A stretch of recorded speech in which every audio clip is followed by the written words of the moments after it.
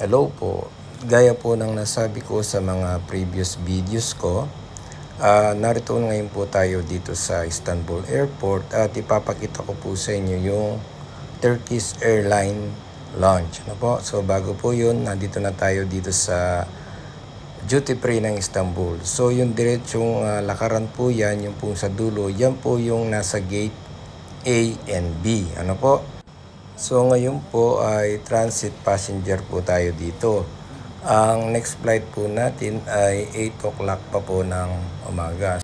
At syempre may time pa po tayong kumain. So ngayon po ay pupunta po tayo sa Turkish Airlines lang. Alam niyo po, naging member po tayo ng Miles and Smiles ng Turkish Airlines. So kapag member po kayo nito, pag lagi po kayong nagbibiyahe, ay nakakaipo po kayo ng mga mileage. So, yung corresponding mileage po yun, katulad natin, kapag na-reach nyo po yung requirements ng Turkish Airlines or ng Miles and Smiles na 40,000 ay yung card po nyo ay magiging elite.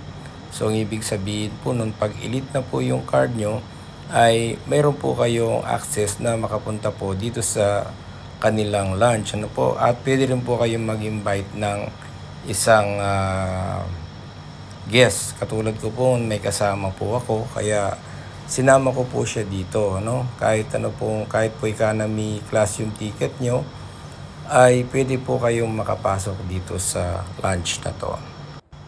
Kaya kung nagbibiyahe po kayo, kahit anong airline po yan, ay mag-member po kayo sa kanilang mga frequent flyer program. Ano po, kasi malaking bagay din po ito.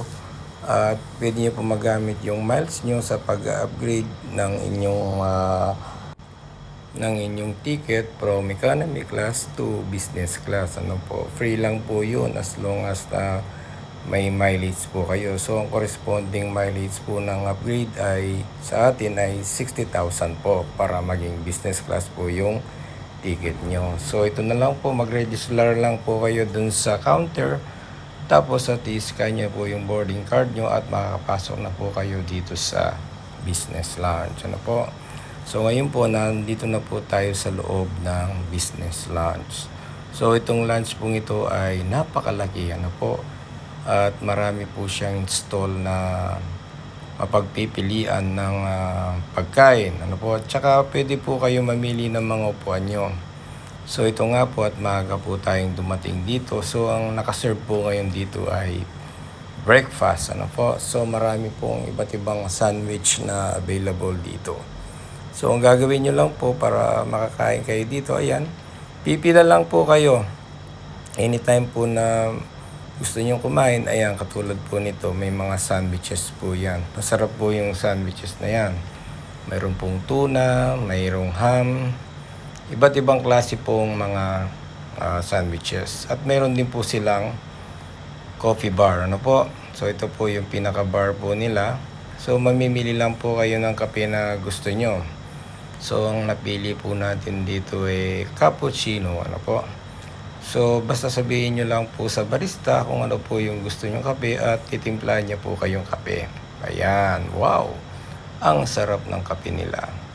Ayan, so ngayon po, ayan pa, at meron din po silang hot coffee, kayo rin po pwedeng magtimpla niyan. Ano po, kung gusto niyo magtimpla rin po kayo.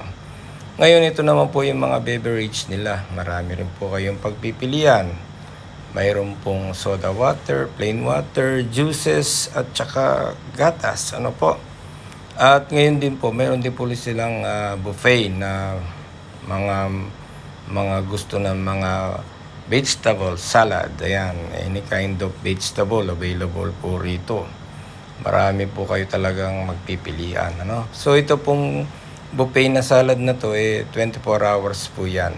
Maraming pagkain ng mga makakain dyan. Ano po?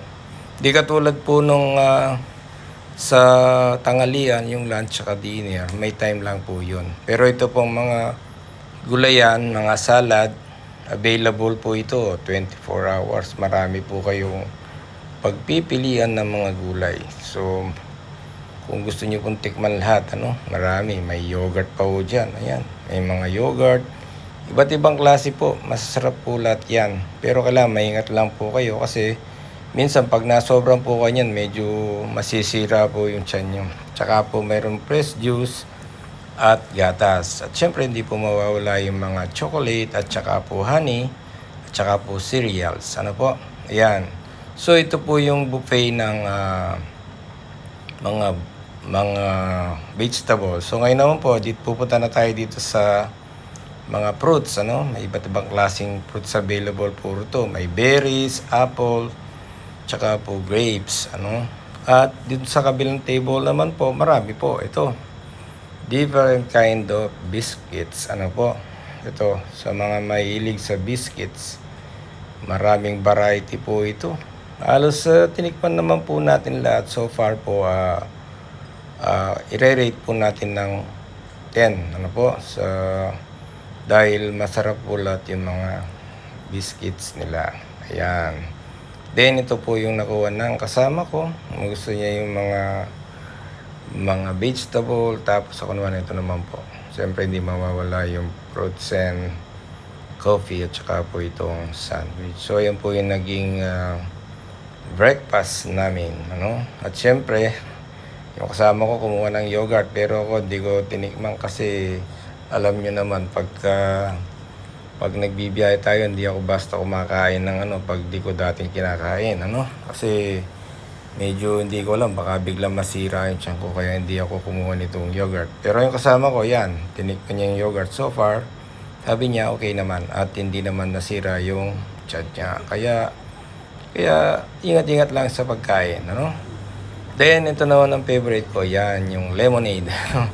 Alam nyo po, ang lemonade, yan ang gustong-gusto ko dito. Ano, kahit makaapat na kong baso dyan. Ayan. So, itong section na to, may mga kasama ding prutas, apple, pears, at sa kabila nito yung mga cakes, ano. Hindi ko kasi na-video yung cake, nasa taas kasi sila kasi may mga tao at baka ayaw nila yung ma-video ko sila. Kaya mga pagkain lang ang binibideo ko. Sa taas niyan ay maraming mga cakes, ano. So ito yung mga sweets. Naku, napakasarap din mo niyan. Pero alala lang tayo. Siyempre ang aking favorite yan, yung lemonade. Kahit makalimang baso ko dyan. Yan ang pinakagusto ko dito sa Turkish lounge, ano. Marami ka talagang pagpipilian. Ayan. So ito yung mga fresh fruits na. At ito naman pala yung yung tea, different kind of tea available here also. Marami, iba't ibang klase yan. Basta kayo na lang kukuha, self-service na to. Nandito rin ito sa sa coffee tea bar, no. Pero dito self-service sa tea dahil kukuha na lang kayo kung anong gustong klase yung tea. Same time, may mga biscuits din na available dito. At dito nga kayo order ng coffee. Ayan. Different kind of coffee. Haba ng pilaw. Yan. Siyempre hindi tayo pwedeng mag-video. Kung nakikita yung mukha nila, baka magalit. Ayan. So ito yung arrangement nila. At yan yung kape na available. Kayo magtitimpla. At siyempre hindi mawawala yung Turkish Delight. Ayan. Naku, sarap ng Turkish Delight na yan. Natikman din nun natin yan. Masarap po yung Turkish Delight na yan. Okay po. Then ito na po yung mga sineserve nila na sinabi kong breakfast. Ano? So ito po ay parang beans, ano? Mamimili lang po kayo diyan kung ano yung gusto niyo beans, ano? Kahit sabihin yung lahat yan, ibibigay po nila lahat yan. Tapos ito po different kind of omelette yata to, omelette. Itlog, scrambled egg. Ayan. So lulutuin o sarap nyo. Kung ano lang po yung gusto nyong ilalagay. Yan, katulad doon yan. Ayan, fresh na pagkaluto. Napakasarap din mo yan. Ano? So marami po kayong pagpipilian dito sa lunch na to. At syempre hindi rin pa mawawala yung ibang beans na naman. Ito, lulutuin na naman. Pero hindi na natin natikman to kasi paalis na tayo. Ano? Siguro sa mga susunod na video ay titikman natin yan pag pumunta ulit tayo dito. So yun lang po at maraming salamat po sa panonood. Dito lang po ito sa Turkish Airline Lounge. Maligayang paglalakbay po sa ating lahat. Maraming salamat po.